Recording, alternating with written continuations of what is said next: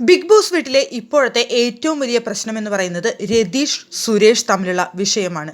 രതീഷ് സുരേഷ് ഏട്ടൻ ഒരു ഗേ ആണെന്ന് പറഞ്ഞു എന്ന് അൻസിബ വെളിപ്പെടുത്തിയതാണ് ഇപ്പോൾ ആ വീട്ടിലെ ഏറ്റവും വലിയ പ്രശ്നമായിട്ട് മാറിയിരിക്കുന്നത്. എന്തായാലും ബിഗ് ബോസ് അവിടെ രതീഷിനെ കൺഫെഷൻ റൂമിലേക്ക് വിളിപ്പിച്ചെങ്കിലും പക്ഷേ രതീഷിനെ പറയാനുള്ള അവസരം ബിഗ് ബോസ് കൊടുത്തില്ല എന്നുള്ളതാണ് അവിടുത്തെ ഒരു വസ്തുത എന്ന് പറയുന്നത്. എന്തായാലും അതിനുശേഷം അവിടെ രതീഷ് ഈ സംഭവം എന്തുകൊണ്ടാണ് ഉണ്ടായത്, ഞാൻ അങ്ങനെ പറയാനുണ്ടായ സാഹചര്യം എന്താണ് എന്നവിടെ രതീഷ് പറയുന്നുണ്ട്. സത്യത്തിൽ ആ രതീഷ് പറയുന്നത് കേൾക്കുമ്പോൾ രതീഷിനെ നമുക്ക് പൂർണ്ണമായും തള്ളിക്കളയാൻ കഴിയില്ല, പൂർണ്ണമായും കുറ്റപ്പെടുത്താൻ കഴിയില്ല.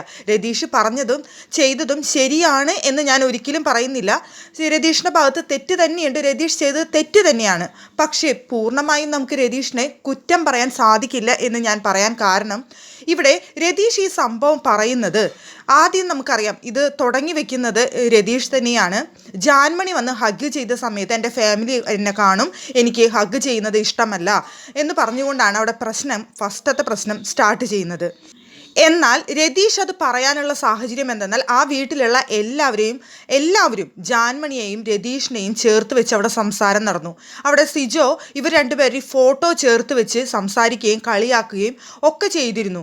അവർ തമ്മിലൊരു പ്രണയമാണ്, ഇഷ്ടമാണ് എന്നുള്ള തരത്തിലൊക്കെ അവിടെ ഒരു സംസാര വിഷയമായപ്പോഴാണ് രതീഷിനത് ഇഷ്ടപ്പെടാതെ വരികയും ഇത് ഫാമിലി കണ്ടു കഴിഞ്ഞാൽ മറ്റെന്തെങ്കിലും വിചാരിക്കുമോ എന്ന് തോന്നിക്കൊണ്ട് അവിടുന്ന് ജാൻമണി ഹഗ് ചെയ്ത സമയത്ത് എനിക്കിഷ്ടമല്ല എന്ന് പറഞ്ഞത്. പക്ഷേ രതീഷ് അത് ഒരു വലിയ സീനായിട്ട് ക്രിയേറ്റ് ചെയ്തു എന്നുള്ളതാണ് രതീഷിനെ പറ്റിയ വലിയ തെറ്റ് എന്ന് പറയുന്നത്. അത് വലിയ സീനായിട്ട് ക്രിയേറ്റ് ചെയ്തു. പിന്നീട് അവിടെ ജാൻമണി വന്നിട്ട് എനിക്ക് ബ്രദറിനെ പോലെയാണ് എന്ന് പറഞ്ഞപ്പോൾ എനിക്ക് പിന്നെ എന്നെ ഹഗ് ചെയ്തോ എന്ന് ഈ പറയുന്ന രതീഷ് തന്നെ പറയുന്നുണ്ട്. മറ്റൊരു അർത്ഥത്തിലാണോ എന്നെ കാണുന്നത് എന്നൊരു സംശയമാണ് രതീഷിനെ ആ ഒരു സിറ്റുവേഷനിലേക്ക് എത്തിച്ചത്. പക്ഷേ രതീഷ് അത് കുറച്ച് ഓവറായിട്ട് പ്രകടിപ്പിച്ചു എന്നുള്ളതാണ് രതീഷിൻ്റെ ഭാഗത്തു നിന്നുണ്ടായ ഏറ്റവും വലിയ മിസ്റ്റേക്ക് എന്ന് പറയുന്നത്. അതിനുശേഷമാണ് മറ്റൊരു സിറ്റുവേഷനിൽ അവിടെ രതീഷ് ഭയങ്കര സങ്കടപ്പെട്ട് നിൽക്കുന്ന സമയത്ത് സുരേഷ് ഏട്ടനെ കാണുന്നതും സുരേഷ് ഏട്ടനെ ഹഗ് ചെയ്യുന്നതും ഉമ്മ വയ്ക്കുന്നതും. പക്ഷേ അവിടെ സുരേഷ് ഏട്ടൻ അത് വലിയ വിഷയമാക്കി. അതൊരു സെക്ഷൽ ഹരാസ്മെൻ്റ് ആണ് എൻ്റെ മേലെ നടത്തിയത്, എനിക്കത് ഇഷ്ടമല്ല, എന്നെ തൊടുന്നത് എനിക്കിഷ്ടമല്ല, എൻ്റെ സമ്മതമില്ലാതെ എന്നെ സ്പർശിക്കരുത്, ഉമ്മ വയ്ക്കരുത് എന്നൊക്കെ പറഞ്ഞുകൊണ്ട് സുരേഷ് ഏട്ടൻ അത് ഒരു പകരം വീട്ടൽ പോലെ, ഈ രതീഷിൻ്റെ അടുത്ത് ചെയ്യുന്ന ഒരു പകരം വീട്ടൽ പോലെ അവിടെ സുരേഷ് ഏട്ടൻ അത് വലിയ വിഷയമാക്കുകയാണ് ഉണ്ടായത്. പക്ഷേ സുരേഷ് ഏട്ടൻ ആ സമയത്തല്ല അത് പ്രതികരിച്ചത്, എല്ലാവരും ഉള്ള സമയത്ത് അവിടെ പ്രതികരിച്ചു. അവിടെ ആ സമയത്ത് രതീഷിൻ്റെ പ്രതികരിച്ച് രതീഷുമായിട്ട് അത് പറഞ്ഞ് സംസാരിക്കാനായിട്ട് അവിടെ സുരേഷ് ഏട്ടൻ തയ്യാറായില്ല. പിന്നീട് ഒരു അവസരത്തിന് വേണ്ടി കാത്തിരുന്നു കൊണ്ട് എല്ലാവരും ഒത്തുകൂടുന്ന സമയത്താണ്, ലിവിങ് റൂമിൽ ഒത്തുകൂടുന്ന സമയത്താണ് സുരേഷ് ഏട്ടൻ അവിടെ ഇത് സംസാരിച്ചിട്ടുള്ളത്. പിന്നീട് ഈ വിഷയങ്ങളെല്ലാം പറഞ്ഞ് സോൾവ് ചെയ്യുകയും അതിനുശേഷം രതീഷ് വന്നിട്ട് സുരേഷ് ഏട്ടൻ്റെ അടുത്ത് വന്നിട്ട് സോറി പറയുന്നുണ്ട്, ഫാമിലിയുടെ അടുത്ത് സോറി പറയുന്നുണ്ട്, ഒക്കെ ചെയ്യുന്നുണ്ട്. ആ സമയത്ത് ഇറ്റ്സ് ഓക്കെ, പ്രോബ്ലം ഇല്ല എന്നാണ് അവിടെ സുരേഷ് ഏട്ടൻ പറയുന്നത്. രതീഷ് പറയുന്നുണ്ട്, ഞാൻ സുരേഷ് ഏട്ടനെ കുറേ ചീത്ത വിളിച്ചു, വീട്ടിലേക്ക് പോവാണെന്നൊക്കെ പറഞ്ഞിട്ട് ബാഗൊക്കെ പാക്ക് ചെയ്തിട്ട് ഞാൻ അവിടെ നിൽക്കുന്ന സമയത്ത് ഞാൻ സുരേഷ് ഏട്ടനെ കുറേ ചീത്ത വിളിച്ചു, ഫാമിലിയൊക്കെ എന്ത് കരുതിയിട്ടുണ്ടാവാവോ, ഞാൻ എല്ലാവരോടും സോറി പറയാണെന്നൊക്കെ പറഞ്ഞപ്പോൾ സുരേഷ് ഏട്ടൻ അവിടെ ഇറ്റ്സ് ഓക്കെ, പ്രോബ്ലം ഇല്ല എന്ന് പറയുന്നുണ്ടായിരുന്നു. പക്ഷേ ഇന്ന് നടന്ന വഴക്ക് വന്ന സമയത്ത് സുരേഷ് അവിടെ ഈ വിഷയവും വലിയ സംഭവമായിട്ട് പറയുന്നുണ്ടായിരുന്നു. അന്ന് ഇറ്റ്സ് ഓക്കെ എന്ന് പറഞ്ഞ സുരേഷ് ഏട്ടൻ ഇന്ന് പറയാണ്, എന്തിനാ എൻ്റെ ഫാമിലിയുടെ അടുത്ത് സോറി പറഞ്ഞു, അവർക്ക് മലയാളം അറിയില്ല, അവർ വിചാരിക്കും എൻ്റെ അച്ഛനെ എന്താ ഫാദറിനെ എന്താ ഒന്ന് തല്ലിക്കൂടായിരുന്നോ എന്നൊക്കെ വിചാരിക്കും, എന്തിനാ എൻ്റെ അടുത്ത് പറഞ്ഞു, പറയേണ്ട ആവശ്യം എന്തിരിക്കുന്നു എന്നൊക്കെ പറഞ്ഞുകൊണ്ട് സുരേഷ് അവിടെ ഭയങ്കര വലിയ വിഷയമാക്കുന്നുണ്ടായിരുന്നു. എങ്കിൽ പിന്നെ സുരേഷ് ഏട്ടന് അന്ന് തന്നെ രതീഷിൻ്റെ അടുത്ത് ഈ വിഷയത്തെക്കുറിച്ച് സംസാരിക്കായിരുന്നു, അന്ന് തന്നെ എൻ്റെ അടുത്ത് ഇത് പറയണ്ട, എനിക്കത് കേൾക്കണ്ട എന്ന് പറയാമായിരുന്നു. പക്ഷേ ആ സമയത്ത് ഇറ്റ്സ് ഓക്കെ, പ്രോബ്ലം ഇല്ല എന്നൊക്കെ പറഞ്ഞുകൊണ്ട് സംസാരിച്ച സുരേഷ് ഏട്ടൻ ലിവിങ് റൂമിൽ എത്തി നിൽക്കുന്ന സമയത്ത് ഒരു അവസരം കിട്ടുന്നതിനനുസരിച്ച് രതീഷിനെതിരെ തിരിയുന്ന ഒരു സിറ്റുവേഷനാണ് നമുക്ക് കാണാനായിട്ട് സാധിച്ചത്. അപ്പം ഞാൻ പറഞ്ഞു വന്നത് മറ്റൊന്നുമല്ല, ഈ ഒരു സംഭവം കഴിഞ്ഞിരിക്കുന്ന സമയത്താണ് അൻസിബയുടെ അടുത്ത് ഈ പറയുന്ന രതീഷ് സുരേഷ് ഏട്ടനെ കുറിച്ച് ഇങ്ങനൊരു പരാമർശം നടത്തുന്നത്. എന്താണെന്ന് വെച്ച് കഴിഞ്ഞാൽ ഇവിടെ രതീഷ് ആണും തമ്മിലാണ് ഹഗ് ചെയ്തതും ഉമ്മ വെച്ചതും.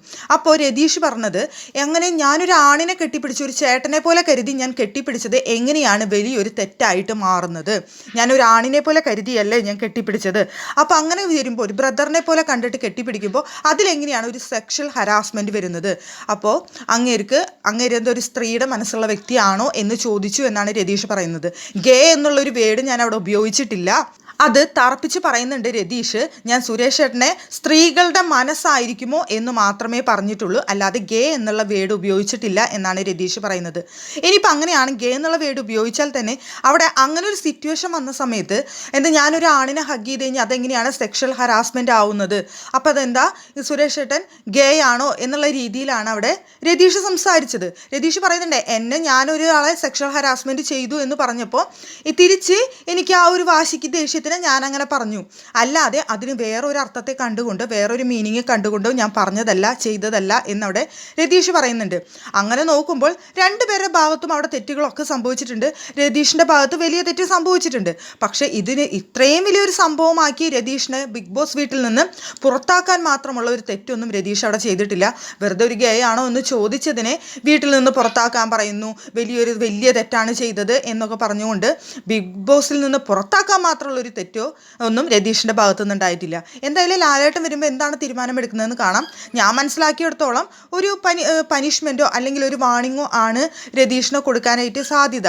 ഇപ്പോൾ ഒരു പനിഷ്മെൻറ്റ് കൊടുക്കാൻ മാത്രമുള്ള തെറ്റൊന്നും ഉണ്ടായിട്ടില്ല. പിന്നെ എപ്പോഴും ചൊറിഞ്ഞുകൊണ്ട് ലഹള വെച്ചുകൊണ്ടിരിക്കുന്നതിൻ്റെ ഭാഗമായിട്ട് ഇനി മിണ്ടാതിരിക്കണം, ഇത്ര ദിവസം മിണ്ടാതിരിക്കണം, അല്ലെങ്കിൽ ഒരു ദിവസം മിണ്ടാതിരിക്കണം എന്നൊക്കെ പറയാനുള്ള ചാൻസും കാണുന്നുണ്ട്. എന്തായാലും ഈ വിഷയത്തിൽ രതീഷിനെ 100% നമുക്ക് കുറ്റം പറയാനായിട്ട് സാധിക്കില്ല. രതീഷിൻ്റെ ഭാഗത്ത് തെറ്റില്ല എന്നല്ല, രതീഷിൻ്റെ ഭാഗത്ത് ഇങ്ങനെയാണ് സംഭവം എന്നുള്ളത് കൊണ്ട് ഒരു ന്യായീകരണം ഉണ്ട് എന്ന് ഞാൻ വ്യക്തമായി പറഞ്ഞതാണ്.